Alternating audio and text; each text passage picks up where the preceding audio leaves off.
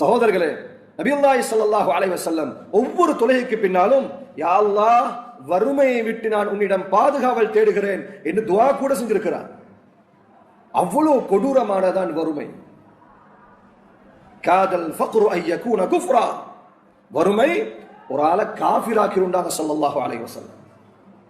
சகோதர என்பர்களே, அப்போ இந்த வறுமை ஒழிப்புக்காக வேண்டி நாடளாவிய ரீதியில் உள்ள புத்திஜீவிகள் எல்லா மக்களும் நமக்கு வழிகாட்டல்கள் பண்ணுவாங்க. இந்த முறையை கையாளுங்க, நீ இந்த முறையில போனா நீங்க வறுமையை ஒழிக்கலாம், இல்லாமலாக்கலாம். சகோதரர்களே, இமாம்கள் சொல்லுவாங்க, வறுமை இல்லாமல் போக வேண்டுமா, உங்கள் வீட்டுக்குள்ளால் 3 பாவங்கள் இல்லாமல் போக வேண்டும். இந்த 3 பாவங்களையும் மக்கள் பாவமாக கருதுறதே கிடையாது, சகஜமா செய்யறது. சகோதர நண்பர்களே, அருமை ரசூலுல்லாஹி ஸல்லல்லாஹு அலைஹி வஸல்லம் அவர்கள் வறுமையில் வாழல, எளிமையில் வாழ்ந்திருக்கிறார். வறுமை ரொம்ப மோசமானது. இமாம்கள் சொல்லுவாங்க, வறுமைக்கு பல காரணங்கள் இருக்கு குர்ஆன்ல, ஹதீஸ்ல. இந்த காரணங்களில் மிக முக்கியமான 3 காரணங்கள், 3 பாவங்கள் எந்த வீட்டுக்குள்ளால் நிகழுமோ அந்த வீட்டுக்குள்ளால் வறுமை தலைவிரித்தாடும். நினைச்சிடக்கூடாது, வறுமை என்று சொன்னா கஷ்டத்தில் இருக்கிறது மாத்திரமல்ல வறுமை. நாளுக்கு நாள் கடன் கூடுதா, அதுக்கு பேர் வறுமை. வீட்டுக்குள்ளால் கோடிக்கணக்கான சொத்துக்களை கொட்டினாலும் நிம்மதி இல்லாம இருக்குதா, அதுக்கு பேர் வறுமை. சகோதரர்களே, முதலாவது சொல்லுவாங்க அஸ்ஸரஃப், வீண் விரயம் செய்தல். எந்த வீட்டுக்குள்ளால வீண் விரயம் செய்யப்படுதோ, குர்ஆன் அல்லாஹ் சொல்கிறான், மனிதர்களே நீங்க தாராளமாக சாப்பிடுங்க, நீங்க தாராளமா சாப்பிடுங்க, தாராளமா குடிங்க. யா அய்யுஹல்லதீன ஆமனூ குலூ மின் தய்யிபாத்தி மா ரஸக்னாக்கும், நாங்க தந்த ஹலாலான சாப்பாடுகளை நீங்கள் தாராளமா சாப்பிடுங்க. ஆனா அல்லாஹ் சொல்றான், வலா துஸ்ரிஃபு, நீங்க இஸ்ராஃப் செஞ்சிரவானா, வீண் விரயம் செஞ்சிரவானா. நிச்சயமாக வீண் விரயம் செய்யக்கூடியவர்களை அல்லாஹ் நேசிப்பதில்லை, அல்லாஹ் அவர்களுக்கு இரக்கம் காட்டுவதில்லை.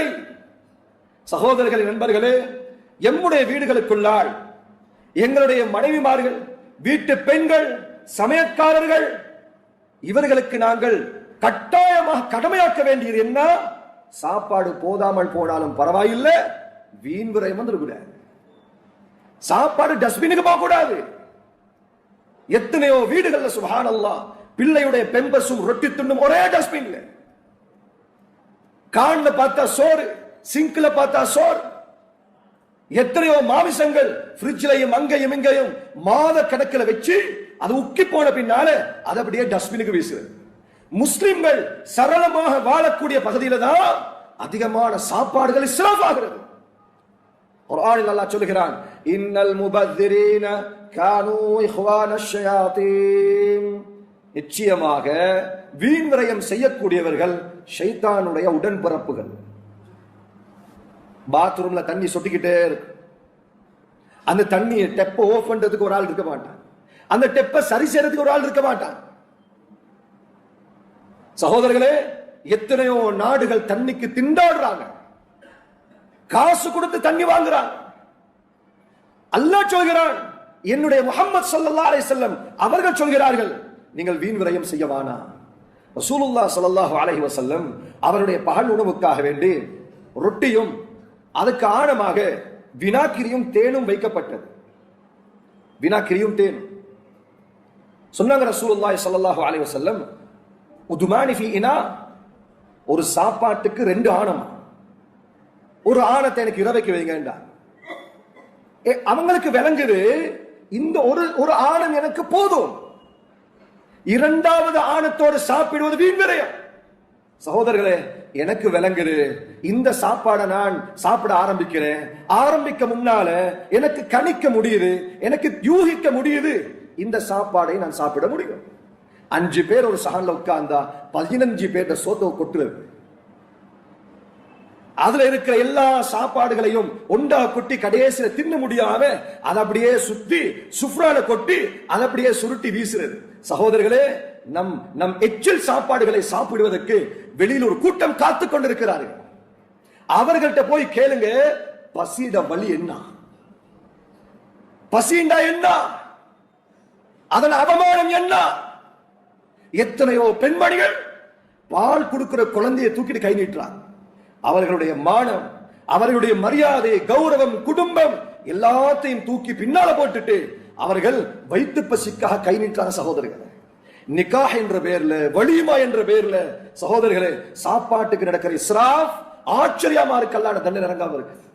சகோதரர்களே, நாங்கள் தடுக்காவிட்டால், குடும்ப தலைவர்களாக நாங்கள் எச்சரிக்கை செய்யாவிட்டால் இதே நிலைமை அல்லாஹ் பாதுகாக்க வேண்டும். எங்களுக்கும் உத்தரவு.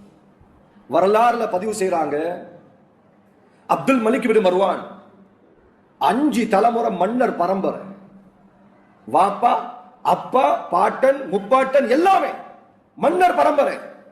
ஆனா அப்துல் மலிக் பின் மர்வானுடைய பேர பிள்ளைகள் மஸ்ஜிதுக்கு வெளியால் யாசம் கேட்டதாக வரலாறு இருக்கு. யாசம் கேட்பாங்க, இந்த மஸ்ஜித் என வாப்பா கட்டினது, காசு கொடுங்க. சகோதரர்கள் என்பர்களே, எங்கள் குழந்தைகளுக்கும் கற்றுக் கொடுங்க, சிம்பிளா வாழ கற்றுக் கொடுங்க. சின்ன சாப்பாடா சாப்பிட்டு உறங்க கற்றுக் கொடுங்க. சொகுசு ஒரு காலமும் வெற்றிக்கு வழிவகுக்காது. வாப்பா இல்லாத காலத்துல அந்த புள்ள சொந்த கால நிற்பார்.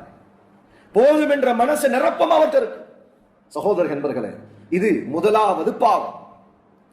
இரண்டாவது பாவம் துனூபுல் ஹலவாத், தனிமையில் செய்யக்கூடிய பாவங்கள். தனிமையில் செய்யக்கூடிய பாவங்கள் கரையான் அரிப்பதை போல் நம்முடைய சொத்துக்களை நாளாந்தம் அரிச்சுக்கிட்டே இருக்கு, வீண் செலவுகளை உண்டாக்கும்.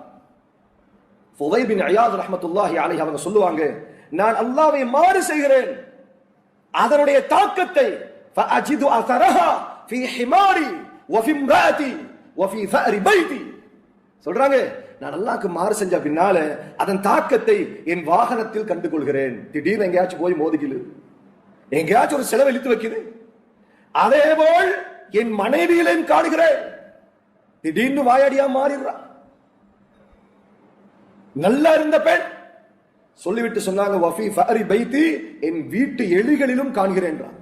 என் வீட்டு எலி அதனுடைய சேட்டைத்தனத்தை அதிகரிக்கும் என்ற தனிமையிட பாவத்தை பொறுத்து. இப்னு இயாத் ரஹ்மத்துல்லாஹி அலைஹி அவங்க சொல்லுவாங்க, வட்டியோடு சம்பந்தப்படுற என்னுடைய சொத்தில் அநியாயம் கலந்திருக்குது, கொடுக்க முடியுமா இருந்தும் நான் கடனை கொடுக்காம இருக்கிறேன். சகோதரர்களை, இதெல்லாம் தனிமையிட பாவம். நான் ஒரு தகப்பனாக, நான் ஒரு தாயாக என் குழந்தைகளுக்கும் நான் ஏவன், மகள் நீங்க மொபைல் யூஸ் பண்ணணுமா, மகள் நீங்க போன் யூஸ் பண்ணணுமா, நீங்க ஹால்ல வந்து யூஸ் பண்ணுங்க, நீங்க ரூமுக்கு கொண்டு போவானோ, நீங்க ரூமுக்கு கொண்டு போக வேண்டிய தேவை இல்லை. பனூ இஸ்ரவேலர்கள் குரங்குகளாகவும் பன்றிகளாகவும் உருமாற்றப்படுவதற்குரிய காரணம் குர்ஆனில் அல்லாஹ் சொல்கிறான், கானூ லா யதனாஹூன அம் முன்கரின் ஃபஅலூ, அவர்களுக்கு மத்தியில் நடக்கும் பாவங்களை கண்டும் காணாதது போல் இருந்தார்கள். வாப்பா சொல்றது பர்சனல், பிள்ளைகள்ட்ட பர்சனலா தலை போடக்கூடாது. சகோதரர்கள் நண்பர்களே, ஒரு காலம் அதே புள்ள சோதனையாக மாறின பின்னால அந்த நேரம் விளங்கும். குர்ஆன் சொன்னது, ஹதீஸ் சொன்னது, நான் குழந்தையை பெற்றெடுத்தேனா நானும் பாவம் செய்யக்கூடாது, என் குழந்தைகளையும் பாவிகளாக ஆக்கக்கூடாது. அவன் திருந்திக்குவான். இல்ல இல்ல, எந்தெந்த தாய் தந்தைமார்கள் தங்களுடைய குழந்தைகள் பாவம் செய்ய விட்டு விட்டார்களோ அல்லாஹ் சொல்லுவான், வகிஃபூஹும், நிறுத்துங்கள் அவர்களை, இன்னஹும் மஸ்ஊலூன், அவர்கள்ட்ட பல கேள்விகள் கேட்கிறது. அங்க தாண்டி போக இயலாது. ஒரு கூட செக் பாயிண்ட் இருக்குது, எல்லாத்துக்கும் வகை சொல்லணும். இஸ்லாம் சொல்லுது, குழந்தை பெற்றெடுக்க முன்னால் குழந்தையை வளர்த்துக்குரிய தர்பியாவை நீங்கள் எடுத்துக் கொள்ளுங்கள். குழந்தை எப்படி வளர்க்கணும். சகோதரர்களே, எது எப்படியோ தனிமையுடைய பாவம் எங்களுடைய சொத்துக்களை அழிச்சு போட்டு கரிச்சு போட்டு. மூன்றாவது சொல்லுவாங்க இமாம்கள், ஒரு வீட்டுக்குள்ளால வறுமை வருவதற்குரிய மூன்றாவது பாவம் அத்துலும், அநியாயம் செய்வது. ஹதீஸுல் குத்ஸியில் அல்லாஹ் சொல்கிறான், யா இபாதி, என் அடியார்களே, இன்னி ஹர்ரம்து துல்ம அலா நஃப்ஸி, நிச்சயமாக நான் அநியாயம் செய்வதை எனக்கு நான் ஹராமாக்கி இருக்கிறேன். வஜஅல்துஹு பைனக்கும் முஹர்ரமா, நான் உங்களுக்கும் அதனை ஹராமாக்கி இருக்கிறேன். ஃபலா ததாலமு, நீங்க ஒருவருக்கொருவர் அநியாயம் செஞ்சுக்கலவா. சகோதரர்களே, நான் நான் ஊருக்கு நல்ல மனிதராக இருக்கலாம். ஊர்ல எல்லாம் சொல்றாங்க இவர் நல்ல மனுஷன், இவர் இவர் ஒரு சீதேல், மக்களுக்கு உதவி செய்யறவர். ஆனா வீட்டுல உள்ள மனைவி சொல்றா இல்ல, வீட்டுல உள்ள தாய் சொல்றா இல்ல, வீட்டுல உள்ள பிள்ளைகள். சகோதர நண்பர்களே, தாய்மார்களுக்கு செய்யற அநியாயம் அல்லாஹ் அக்பர். சகோதர நண்பர்களே, தாய்க்கு செய்யற பாவம், தாய்க்கு செய்யற அநியாயம் இந்த உலகத்தில் எல்லாம் எங்களை நிம்மதியா வாழ விடுறது இல்லை. ரசூலுல்லாஹ் ஸல்லல்லாஹு அலைஹி வஸல்லம் சொன்னாங்க, நேற்று நான் சுவர்க்கத்துக்குள் நுழைந்தேன், சுவர்க்கத்துல யாரோ ஒரு மனிதர் குர்ஆன் ஓதுற சத்தத்தை கேட்டேன். குர்ஆன் ஓத கேட்டேன். நான் கேட்டேன், மன் ஹுவ, யார் அது குர்ஆன் ஓதுறது? எனக்கு சொல்லப்பட்டது ஹாரிஸா இப்னு நுஅமான். ஹாரிஸா குர்ஆன் ஓதுறார். நபி சொன்னாங்க, வகதாலிகல் பிர், வகதாலிகல் பிர், இதுதான் தாய்க்கு செய்யற உபகாரத்தின் கூலி. அவன் மரணிக்க முன்னால் அல்லாஹ் அவன் சுவர்க்கவாதி என்று எழுதி விடுவான். வகான அபர்ர الناس بأمي رواه அஹ்மத்.